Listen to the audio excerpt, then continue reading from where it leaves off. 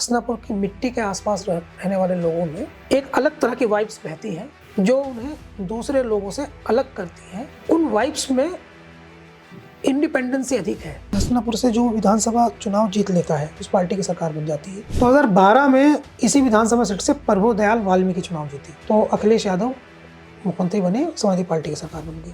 2017 में इसी सीट से दिनेश खटीक चुनाव जीते भारतीय जनता पार्टी के टिकट पर, तो योगी आदित्यनाथ मुख्यमंत्री बने, इसी पार्टी की सरकार बनी। सियासत में कुछ भी हो सकता है और कुछ भी नहीं हो सकता है, इसकी पूरी संभावनाएं रहती है। 2007 में कौन मान रहा था कि बहुजन समाज पार्टी जो है वो सरकार बना लेगी। सत्ता वो चाबी है जो हर ताले को खोल देती है। यूजर जो है वो जिसको वोट करता है उसकी जीत की संभावना अधिक बन जाती है क्योंकि वो फ्लेक्सिबल वोट है। समाजवादी पार्टी को यहाँ तब लाभ मिलता है जब चुनाव त्रिकोणीय हो। हसनापुर फोकस सीट है, इतनी फोकस सीट है कि सबको ये चाहिए। भाजपा का भी फोकस है इस पर, सपा का भी फोकस है इस पर और बसपा का भी फोकस है इस पर। आजाद समाज पार्टी का रोल अब आ ही गया। नमस्कार, बहुत स्वागत है आपका। आप देख रहे हैं इनकलाब हिंदी और मैं हूं आपके साथ माहिम खान। आज हम चर्चा करेंगे मेरठ की विधानसभा सीट हस्तिनापुर।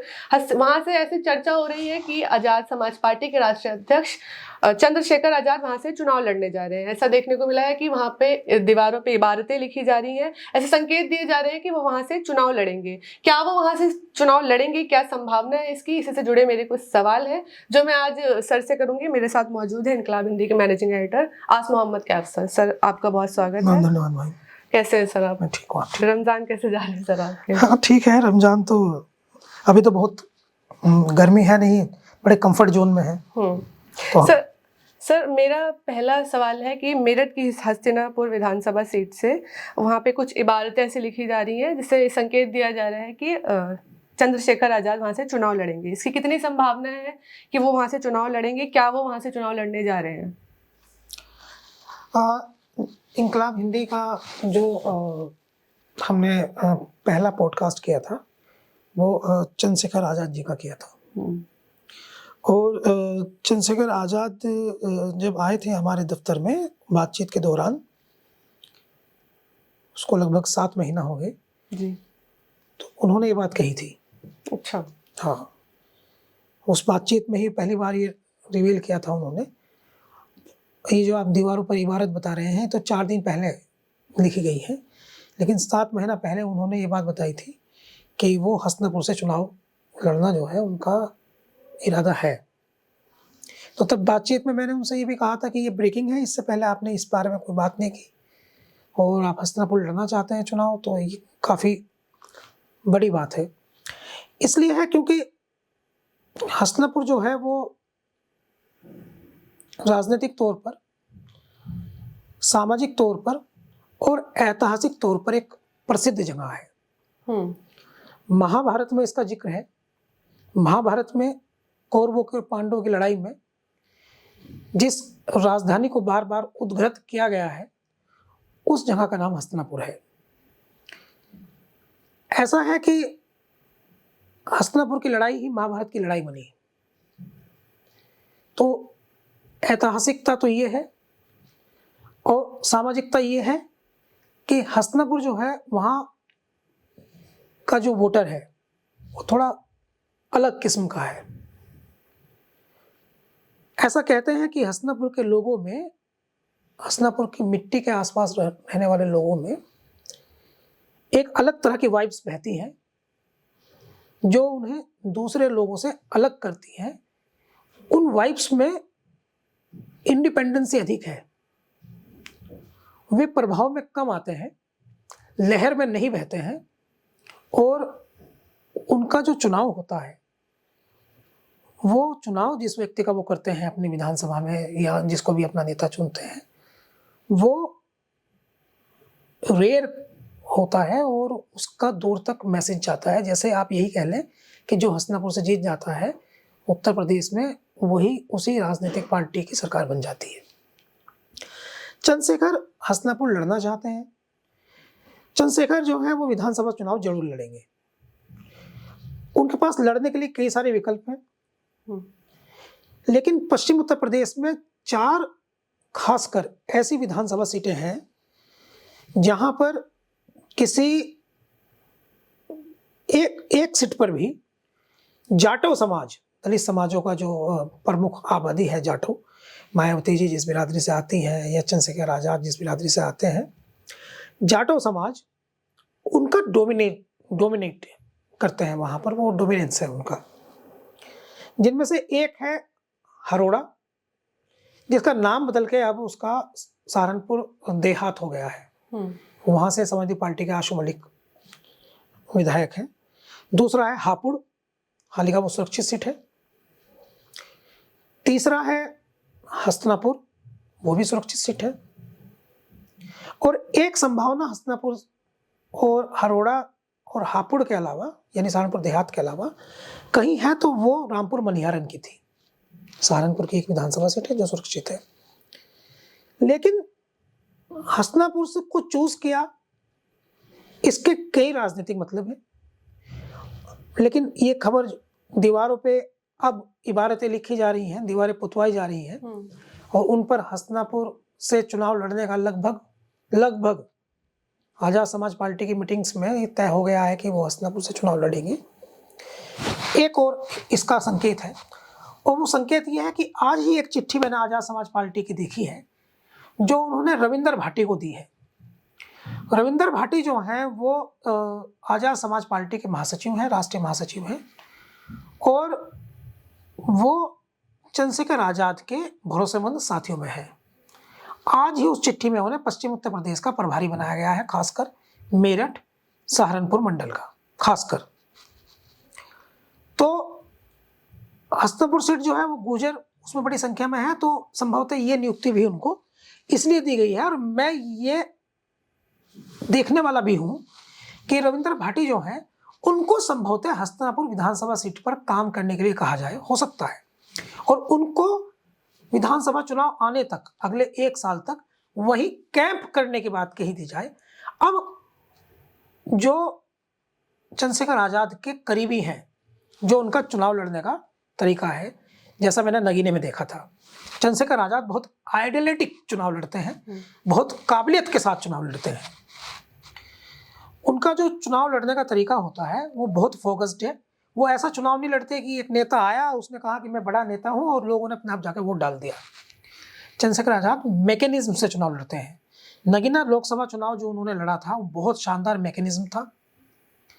उसमें गाड़ियां चलना, रिक्शे चलना, ऑटो चलना, गाना क्या बजना है, मुद्दा क्या लेना है, किस गांव में लोकल मुद्दे को राष्ट्रीय मुद्दा जैसा कलेक्ट करना है, कौन कहाँ कितनी देर बोलेगा, कौन स्पीकर क्या बात बोलेगा, कहाँ से आपको पैसे मांगने हैं, कहाँ आपको मदद करनी है, कहाँ से आपको चंदा लेना है, कौन कार्यकर्ता किस गांव में जाएगा, ये सब फोकस्ड चुनाव लड़ते हैं। नगीना के चुनाव में उनके कई हजार कार्यकर्ता चुनाव लड़ाने आए थे।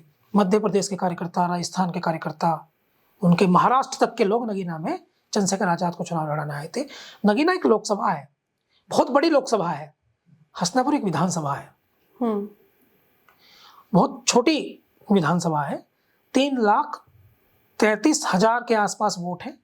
53,000 वोट SIR में कम हो गए। 287 के आसपास वोट वहां बचते हैं। 287 कस्बे आते हैं, उसमें मवाना मुख्यतः, गढ़, हस्तिनापुर, भैंसुम्बा। हस्तिनापुर कमाल देखिए आप, हस्तिनापुर खुद में कस्बा नहीं है, छोटा कस्बा है। भैंसुम्बा छोटा कस्बा है। मवाना बहुत बड़ा कस्बा है, मवाना बहुत बड़ा कस्बा है। गढ़ भी थोड़ा छोटा कस्बा है। तो इस दृष्टिकोण से हम देखें तो जो बड़ा चुनाव चंद्रशेखर आजाद नगीना का लड़कर आए हैं, उनके लिए ये एक छोटी विधानसभा होगी। और जिस तरह से चंद्रशेखर आजाद चुनाव लड़ते हैं और वो यहाँ से जीत जाते हैं, जैसे उनका फोकसिंग होती है, अब उनके पास किसी चीज़ की कमी नहीं है।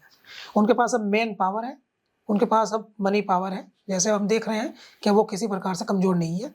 और उनके पास फेम पावर है, चुनाव लड़ने के लिए जो जो चाहिए, और उनके पास अब जन पावर भी है, लोगों का क्रेज भी है। तो इस तरह से हम देखें तो चंद्रशेखर आजाद का जो चुनाव है वो हस्तिनापुर विधानसभा से चुनाव लड़ने का उनका निर्णय महत्वाकांक्षी निर्णय है। और ये कह देना कि वो चुनाव जो है वो हार जाएंगे, ये बिल्कुल बेसलेस बात है। चुनाव वो हस्तिनापुर से जीत भी सकते हैं, और ऐसा भी हो सकता है जो उनके सामने चुनाव लड़ रहे प्रत्याशी हैं, समाजवादी पार्टी के प्रत्याशी हों या भारतीय जनता पार्टी के प्रत्याशी हों, तो कद में वो चंद्रशेखर आजाद से छोटे हैं। लेकिन होगा क्या, ये तो अब तो उत्तर प्रदेश चुनाव के मोड में आ ही चुका है, फ्यूचर बताएगा। सर, मेरा अगला सवाल है कि अगर वो हस्तिनापुर विधानसभा से चुनाव लड़ने जा रहे हैं तो हस्तिनापुर का क्या इतिहास है और वो वहाँ चुनाव लड़कर क्या साबित करेंगे? देखिए, मैंने आपको थोड़ा सा इंडिकेट भी किया था, लेकिन डिटेल्स ये है कि एक तो ये है कि हस्तिनापुर से जो विधानसभा चुनाव जीत लेता है उस पार्टी की सरकार बन जाती है। गोपाल काली वहाँ से चुनाव जीते तो उत्तर प्रदेश में सरकार बन गई, कांग्रेस का मुख्यमंत्री बन गया, कांग्रेस से विधायक वो बने थे।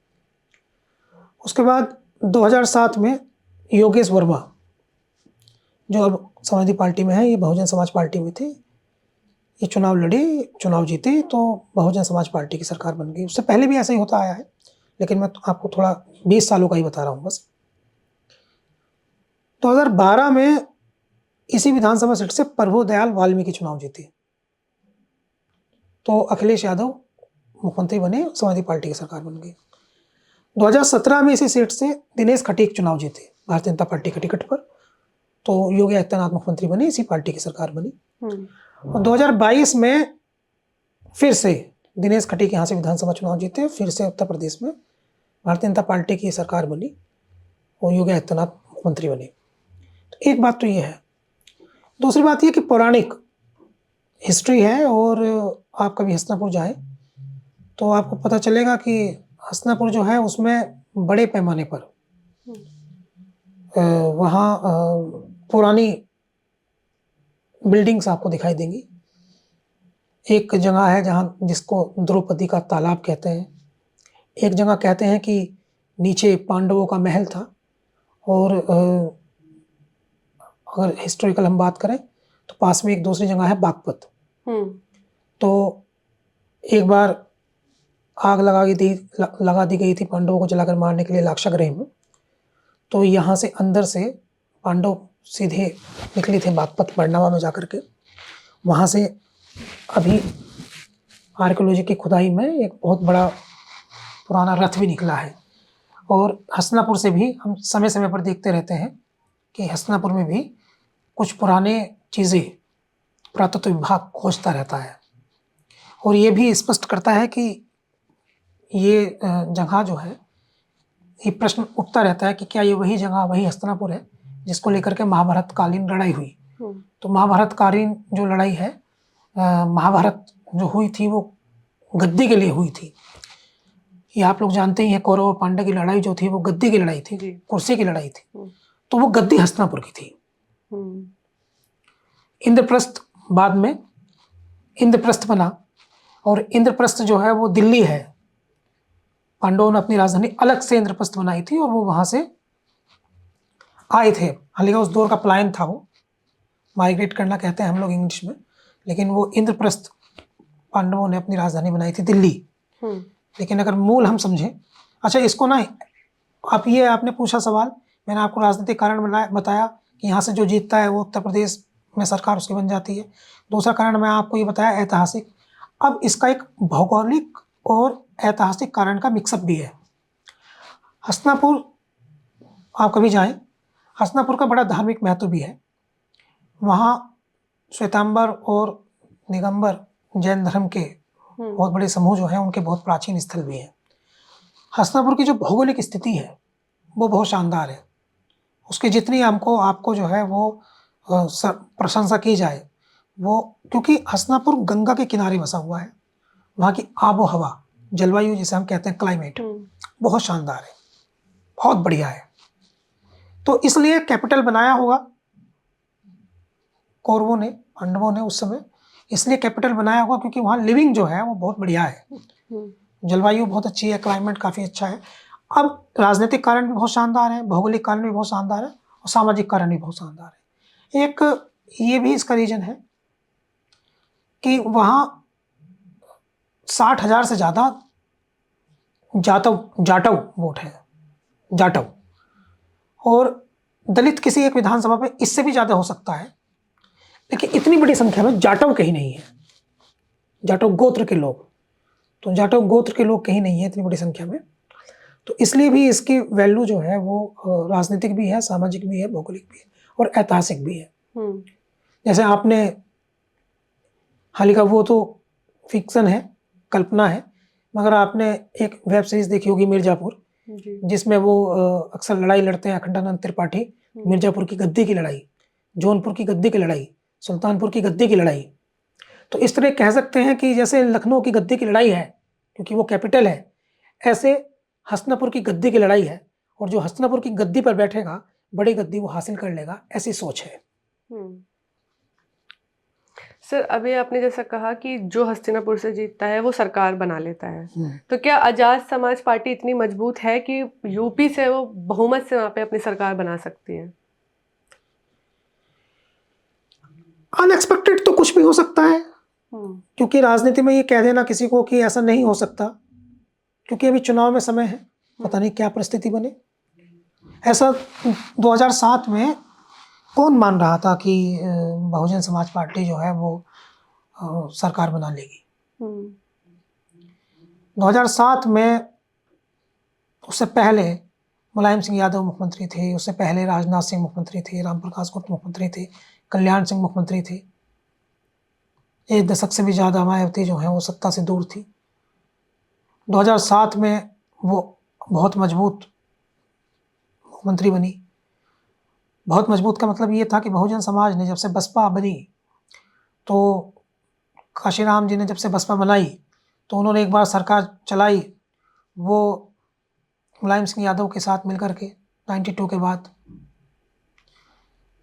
उसके बाद कल्याण सिंह के साथ सरकार चलाई।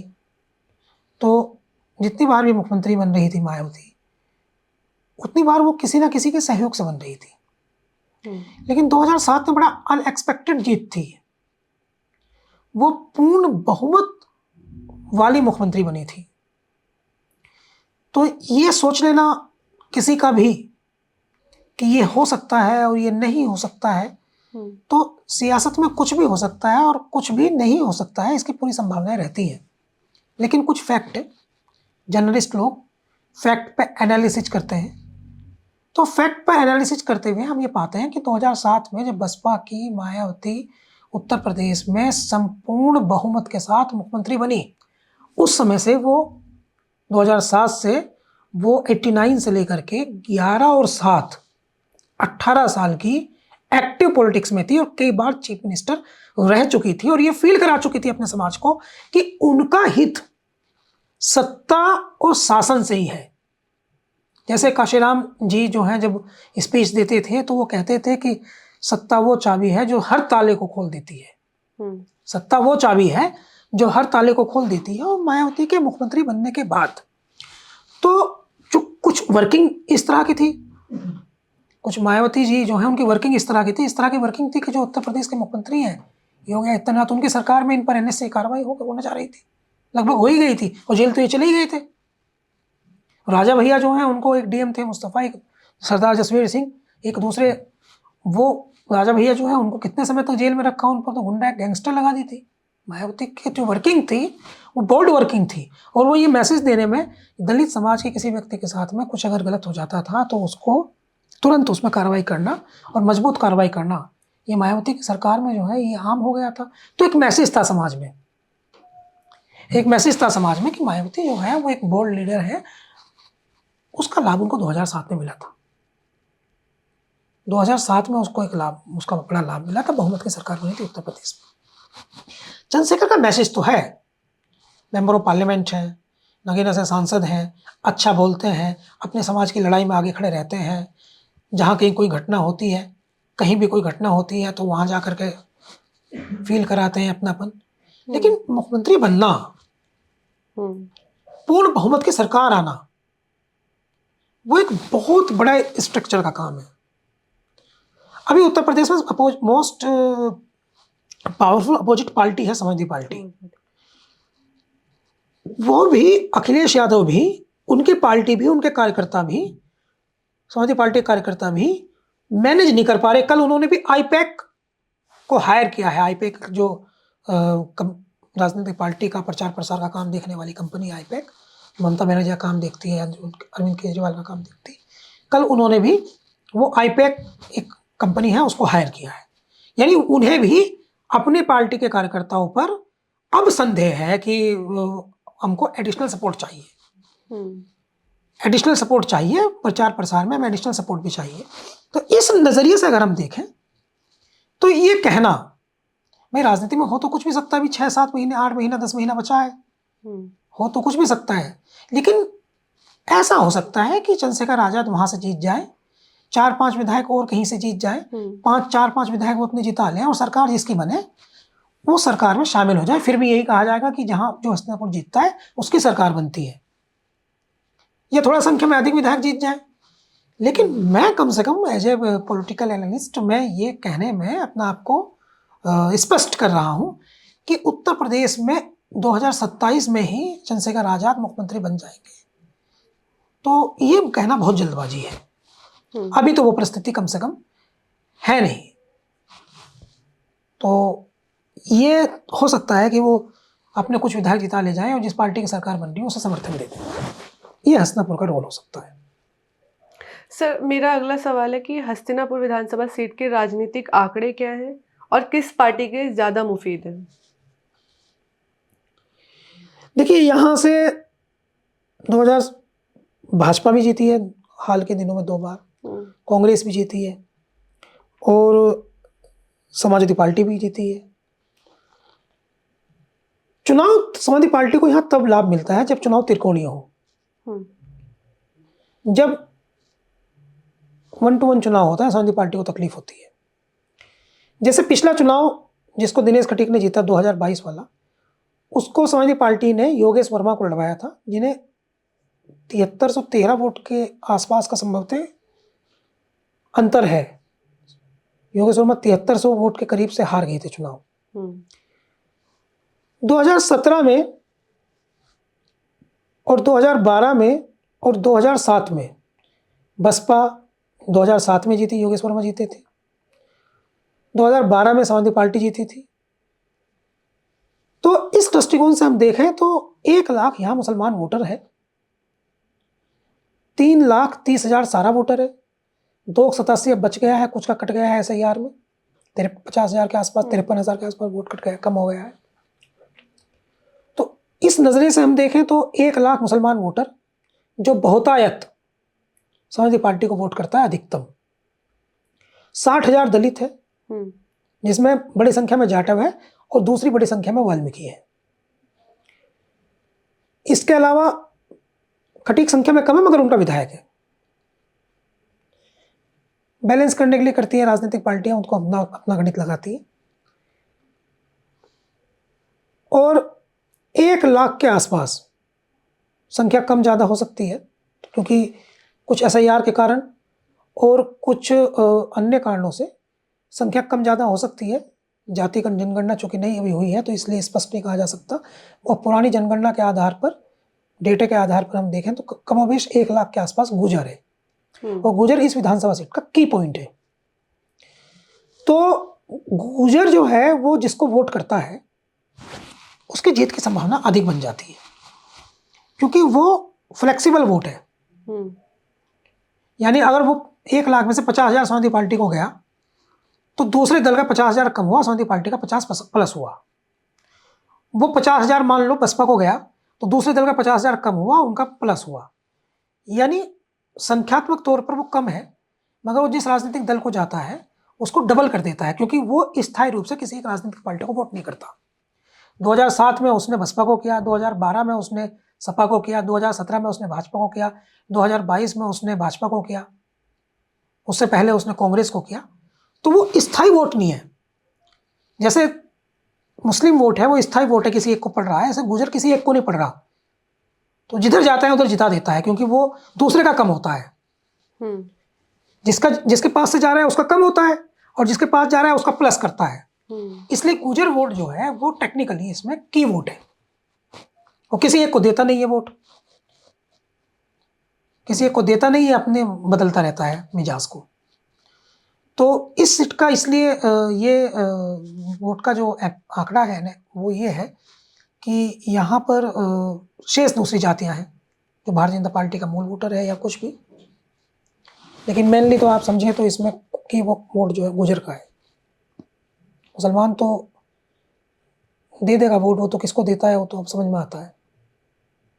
सर मेरा अगला सवाल है कि समाजवादी पार्टी यहाँ से किसको चुनाव लड़ाने जा रही है, और हस्तिनापुर को जाट ऑफ पॉलिटिक्स के साथ साथ गुर्जर पॉलिटिक्स का भी सेंटर माना जाता है, और यहाँ से आरएलडी ने भी अपने एक सांसद चंदन चौहान को सक्रिय रहने को कहा हुआ है, क्योंकि बिजनौर लोकसभा सीट के अंतर्गत आती है हस्तिनापुर सीट। तो इस पे आप क्या कहना चाहेंगे? देखिए, ये बिल्कुल ठीक है आपकी बात। ये हस्तिनापुर फोकस सीट है। अब इतनी फोकस सीट है कि सबको ये चाहिए। भाजपा का भी फोकस है इस पर, सपा का भी फोकस है इस पर, और बसपा का भी फोकस है इस पर। आजाद समाज पार्टी का रोल अब आ ही गया। अच्छा, आजाद समाज पार्टी का जो कैरेक्टर है यहाँ से, ये भी समझने की आवश्यकता है, ये आपके सवाल में ही है। वो इसलिए भी इम्पोर्टेंट है यहाँ पर। आप इसे बसपा को समझिए प्लीज। आजाद समाज पार्टी अगर चंद्रशेखर आजाद को यहाँ चुनाव लड़ा रही है, अगर चंद्रशेखर आजाद यहाँ चुनाव लड़ रहे हैं, तो बसपा के पास कोई ऐसा फेस नहीं है जो चंद्रशेखर आजाद के हिस्से की वोट तोड़ के ले जाए।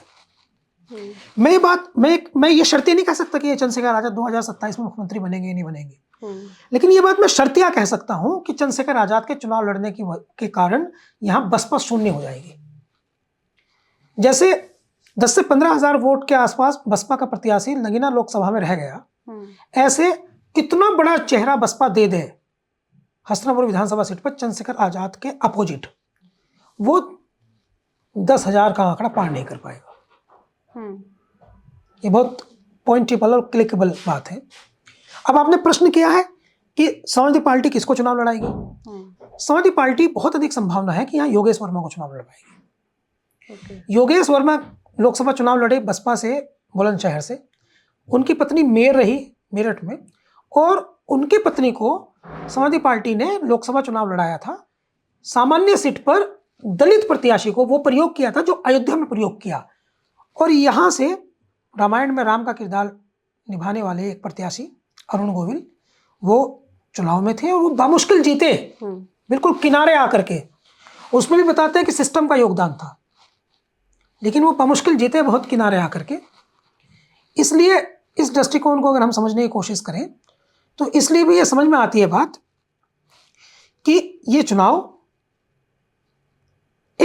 इसमें एक और फैक्टर है। पिछले दिनों दिनेश खटीक ने कोई इस तरह का बयान दिया था जो वायरल हुआ था कि मैंने 2 चुनाव हस्तिनापुर से लड़ लिए हैं, और तीसरा चुनाव जो है वो हस्तिनापुर से जो लड़ता है वो अपशगुन होता है या हार जाता है, या जो भी उन्होंने रीजन बताया।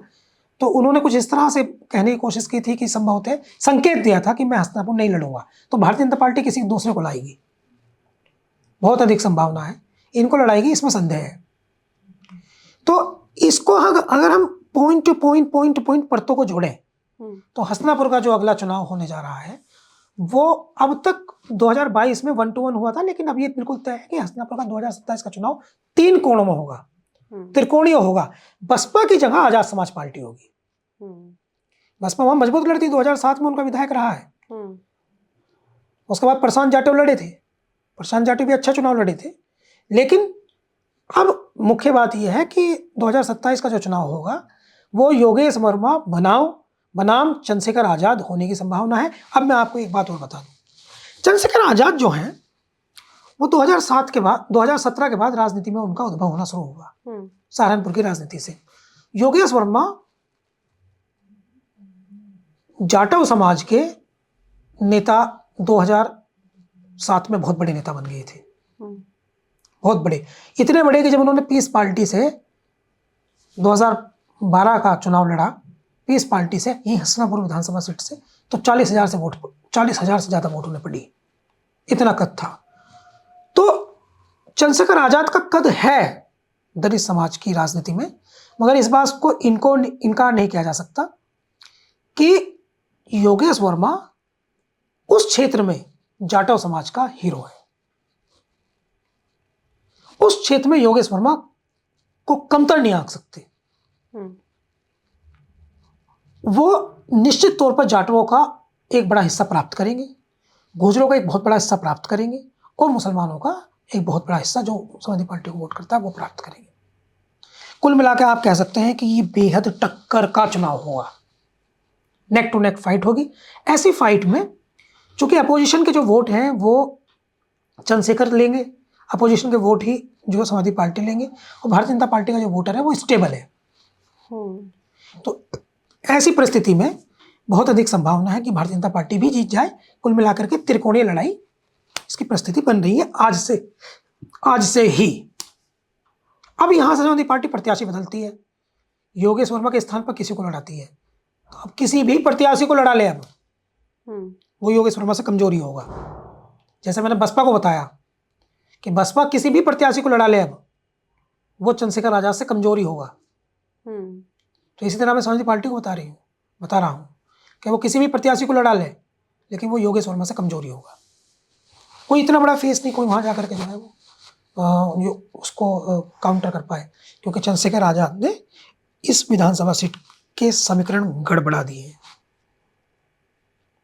तनाव, टेंशन हो गई है हस्तिनापुर को लेकर। सर मेरा आखिरी सवाल है कि समाजवादी पार्टी का भी इस सीट पे बहुत फोकस है, क्योंकि हमने पिछले दिनों देखा कि इसी सीट के गुर्जर नेताओं को बुला के अखिलेश यादव ने एक जाट पंचायत करी थी, गुर्जर पंचायत करी थी, सॉरी।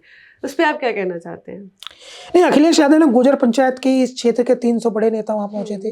गुर्जर नेता, सामाजिक नेता, मतलब राजनीतिक नेता नहीं, सामाजिक नेता, जिनको गुर्जर चौधरी भी कहते हैं, बड़े बड़े इज्जतदार लोग वहां पहुंचे थे, जहां जाकर के बातचीत हुई। हस्तिनापुर एक्चुअली वो ना केवल, उसको गुर्जर कैपिटल भी कहते हैं आम भाषा में। और इसमें आपने इससे पहले के सवाल में एक बात में गलती से रह गई, वो बात, वो चंदन चौहान जो है भी गुर्जर हैं, और यहाँ इसी क्षेत्र के लोकसभा सांसद हैं। हस्तिनापुर विधानसभा बिजनौर लोकसभा का एक हिस्सा है, इसलिए लोकदल ने उनको भी फोकस किया है कि तुम भी यहाँ काम करो। तो अभी तो लोकदल भी यहाँ से टिकट मांग सकती है विधानसभा का, कह सकती है ये सीट हमको दे दो। भारतीय जनता पार्टी जो है अगर नहीं लड़ना चाहती तो सीट हमको दे दो, हम जिता के दे देंगे। अगर हमको सीट दे दोगे तो हमारा यहाँ का सांसद है, इसी सीट का हमारा सांसद है, वो कैंप करके गुर्जर दिला देगा और सीट जिलाने में आसानी हो जाएगी। ये भी एक दांव हो सकता है, बहुत संभावित है, बहुत संभावित है, ये बहुत ज़्यादा संभावित है। एक नया दांव ये भी कर सकती है, इसमें लोकदल में भी गेम है। पुरकाजी से विधायक हैं अनिल, लोकदल की, वो कैबिनेट मिनिस्टर हैं, और पुरकाजी में इस बार उनके विरोध में हवा चल रही है। तो कहीं ऐसा ना हो उनको यहाँ लड़ाने का विचार कर ले, तो यहाँ लड़ाने का विचार कर लेंगे। पुरकाजी छोड़ के तो नहीं आएंगे अनिल, लेकिन यहाँ लड़ाने का विचार भी कर सकते हैं। हालांकि उनको और चंदन चौहान उनके लिए काम करेंगे, थोड़ा कठिन होगा। तो लोकदल भी ये सीट मांग सकती है। एक तो ये है बात। दूसरी बात, गुर्जर फोकस्ड है सीट। मैंने आपको बताया गुर्जर क्यों फोकस्ड है, गुर्जर पंचायत क्यों हुई, और बीजेपी के लिए इतनी महत्वपूर्ण है कि उत्तर प्रदेश के मुख्यमंत्री जो हस्तिनापुर के विधायक उनके घर गए थे, जबकि वो घर कम जाते हैं, लेकिन वो उनके घर गए थे। और अभी कुछ दिन पहले उत्तर प्रदेश के मुख्यमंत्री मेरठ में एक कार्यक्रम में आए थे, तो वो एक सरदेना के पूर्व विधायक है संगीत सोम पास में खड़े थे। तो उत्तर प्रदेश के मुख्यमंत्री योगी आदित्यनाथ ने वो हटा करके, संगीत सोम को हटा करके ये कहा मंत्री जी को आगे लाओ। राजनीति में ये चीज़ें जो होती है कद बढ़ाने के लिए कही जाती हैं।